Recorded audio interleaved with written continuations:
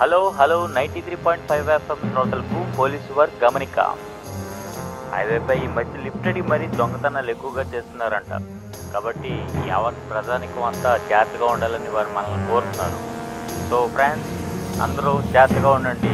ఎవరు కొత్త వాళ్ళు లిఫ్ట్ అడిగినా మీరు ఇవ్వకండి.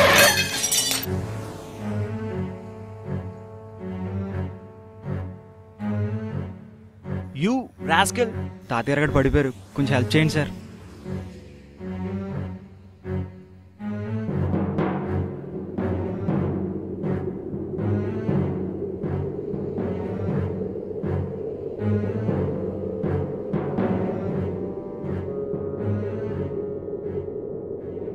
కార్లో వాటర్ బాటిల్ ఉంది, తొందరగా తీసురా. తాతగారు తాతగారు తాతగారు తాతగారు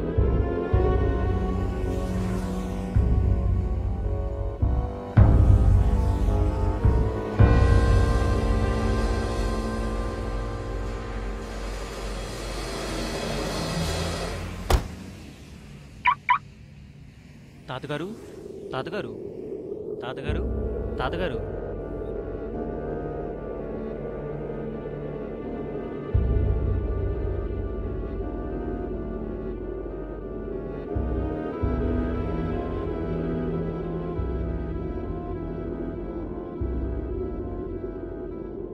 వన్ ఫోన్ చేయొచ్చు కదమ్మా. మా ఇద్దరి దగ్గర మొబైల్ లేదు, పైగా అరగంట నుంచి ఆరునాపున యూజ్ లేక కార్ గ్లాస్ బ్రేక్ చేయాల్సి వచ్చింది. Sorry sir. ఓకే, నీ పరిస్థితి నాకు అర్థమైంది. అయినా పెద్దాన్ని బయట తీసుకొచ్చినప్పుడు జాగ్రత్తగా ఉండాలని తెలీదమ్మా? అసలు ఈయన ఎవరో కూడా నాకు తెలియదు సార్. ఇటుగా వెళ్తూ చూసి హెల్ప్ చేద్దామని ఇదంతా చేశా. నీకు సంబంధం లేని వాళ్ళ గురించి ఇంత రిస్క్ ఎందుకు చేసావు? మనం మనుషులం కదా సార్, ఆ సంబంధం చాలా అనిపించి.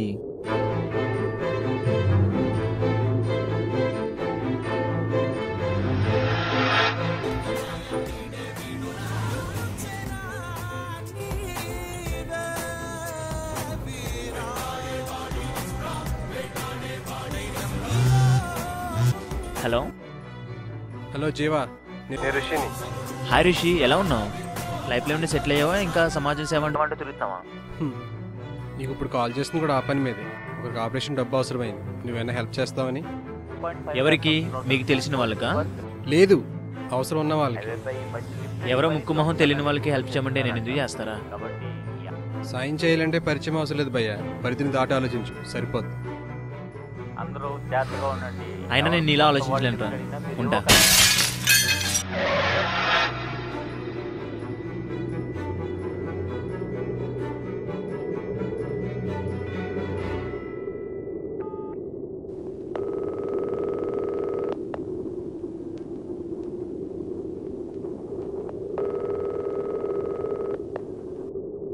చెప్పు Jeeva. Sorry Rishi, I'm ready to help you.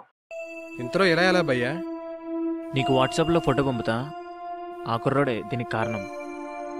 సమస్య మనదనుకుని నీ చుట్టూ గీసుకుని పరిధిని చెరిపేశావు. థ్యాంక్ యూ భయ్యా. ఎక్కడున్నావు? JP hospital. సరే వస్తున్నా. రండి తాతగారు, హాస్పిటల్కి వెళ్దాం.